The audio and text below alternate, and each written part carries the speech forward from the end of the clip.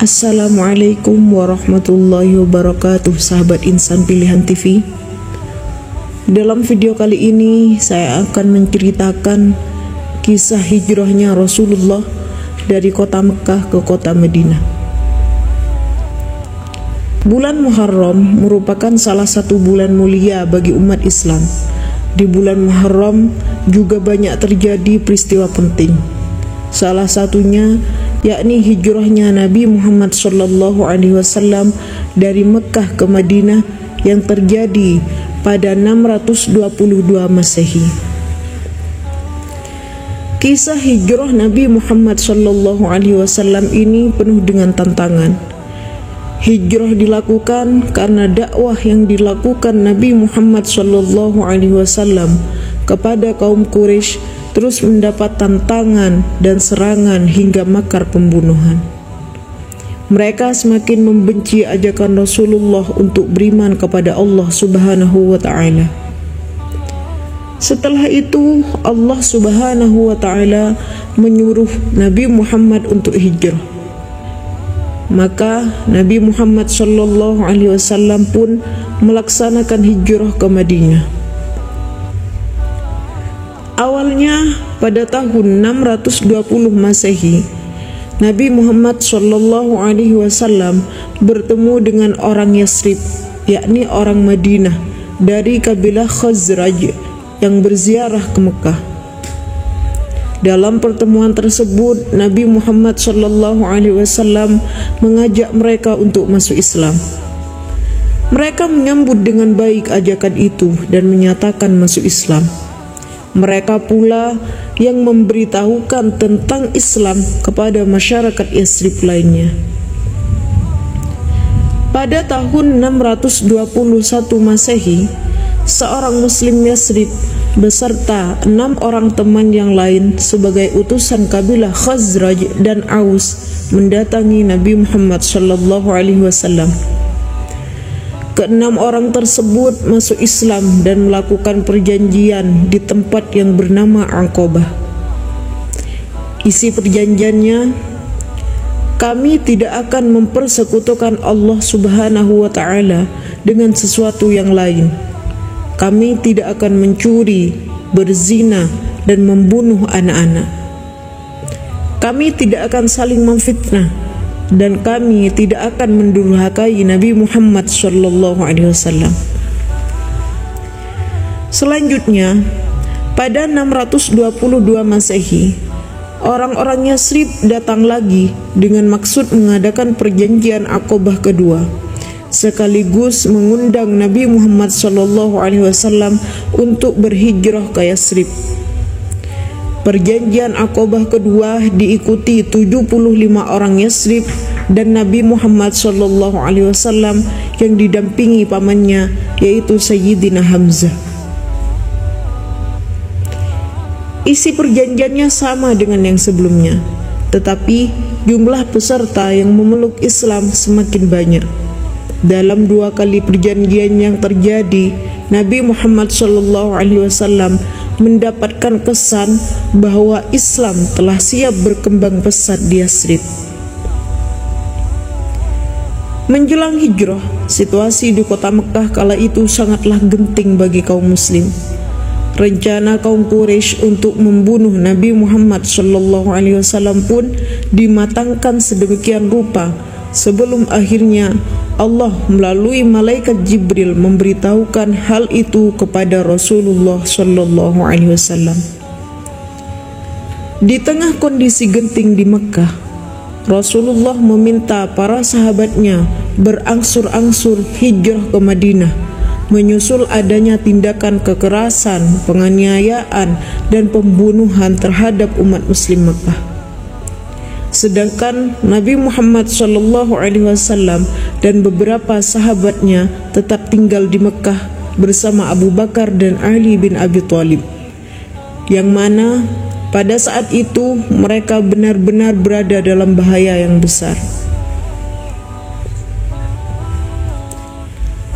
Para tokoh Quraisy telah mengadakan pertemuan di Darun Nadwa untuk mengatur strategi mencegah Rasulullah Shallallahu Alaihi Wasallam keluar dari Mekah. Mereka mencari jalan untuk menangkap dan memenjarakannya, membunuhnya, atau mengasingkannya keluar tanah air. Dengan berbagai pertimbangan yang ada, cara-cara tersebut memiliki konsekuensi bagi komunitas mereka.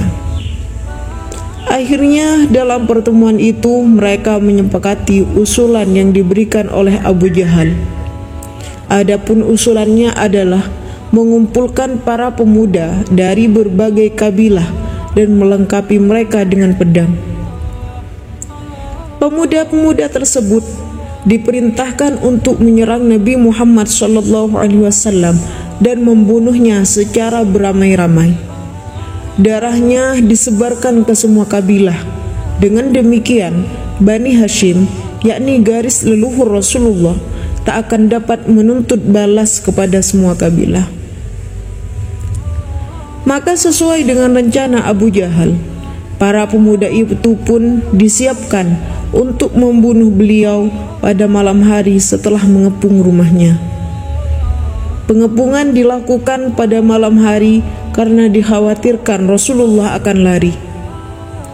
Namun, sebelum rencana itu berlangsung, Allah Subhanahu wa Ta'ala melalui malaikat Jibril datang kepada Nabi dan memberitahukan hal yang harus dilakukannya. Pada tengah hari, sebelum malam tiba, saat tidak biasanya orang berkunjung, Rasulullah Shallallahu Alaihi Wasallam pergi ke rumah Abu Bakar. Melihat kedatangan Rasul yang tidak biasa, Abu Bakar sudah menangkap maksud kedatangan itu terkait hal yang sangat penting. Seperti diketahui, Rasulullah Shallallahu Alaihi Wasallam memang merahasiakan hijrahnya hingga tak ada satupun orang yang tahu. Abu Bakar sendiri juga pernah meminta izin kepada Rasulullah untuk melakukan hijrah. Namun Rasul memintanya menangguhkannya terlebih dahulu, sehingga dalam pertemuan darurat itu Nabi memberitahukan kepadanya Allah mengizinkan dirinya meninggalkan Mekah untuk berhijrah. Abu Bakar pun sumringah seraya berkata, "Bersama saya," dan Rasul pun membenarkannya. Aisyah yang kala itu baru berusia 7 tahun menyaksikan ayahnya seketika menangis karena gembira. Selanjutnya, di saat-saat yang menegangkan, Rasulullah Shallallahu Alaihi Wasallam kembali pulang ke rumahnya dan mengamanatkan beberapa hal kepada Ali bin Abi Thalib. Setelah tiba saatnya Rasulullah berangkat hijrah. Pada malam itu, para pemuda yang telah diperintahkan untuk membunuh mengepung rumah Nabi Muhammad SAW untuk mengelabui kaum Quraisy yang hendak membunuh Rasulullah. Rasulullah meminta Ali bin Abi Thalib menyamar sebagai dirinya.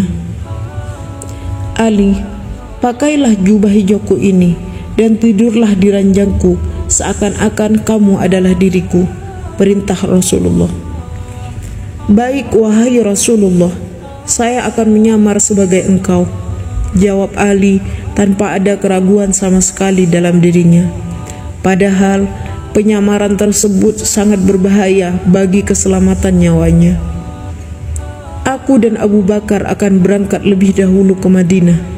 Tinggallah engkau di Mekah sementara waktu untuk menyelesaikan semua amanah umat." "Baik wahai Rasulullah." Ali berganti baju menggunakan baju milik Rasulullah Shallallahu Alaihi Wasallam. Lalu Ali segera berbaring di ranjang Rasulullah, sedangkan Rasulullah menyelinap keluar rumah. Atas izin Allah, Nabi Muhammad Shallallahu Alaihi Wasallam berhasil keluar dari rumahnya dengan selamat meski sudah dikepung. Para pemuda kafir Quraisy tak melihat Nabi Shallallahu Alaihi Wasallam keluar dari pintu depan yang sudah mereka jaga. Rupanya Allah telah menutup penglihatan mereka. Tidak lama setelah Nabi Muhammad SAW meninggalkan rumahnya, para pemuda kaum kafir Quraisy yang mengepung rumah Rasulullah Shallallahu Alaihi Wasallam terbangun. Mereka mengintai ke dalam rumah dan melihat seseorang yang tengah tidur di ranjang. "Itu pasti Muhammad," ucap salah seorang dari mereka. "Ayo kita masuk ke rumah Muhammad sekarang juga," timpal yang lain. "Kita habisi Muhammad mumpung dia sedang lengah," tegas yang lainnya. Kaum kafir Quraisy segera masuk. Sosok yang tengah tidur itu dikepung dengan pedang yang terhunus. "Hai Muhammad, bangunlah, kami datang untuk membunuhmu." Sosok itu bangun dan membuka selimutnya. "Aku bukan Muhammad yang kalian cari." Orang-orang Quraisy yang hendak membunuh Rasulullah tersebut kaget. Mereka tak percaya dengan apa yang mereka lihat. Ternyata bukan Rasulullah, melainkan Sayyidina Ali bin Abi Thalib. "Hai Ali, kenapa bukan Muhammad yang tidur di sini? Di mana dia berada?" "Aku tidak tahu," jawab Ali dengan santainya. Orang-orang Quraisy tersebut kecewa karena mereka gagal membunuh Rasulullah Shallallahu Alaihi Wasallam. Lalu mereka meninggalkan rumah Rasulullah Shallallahu Alaihi Wasallam dengan tangan hampa.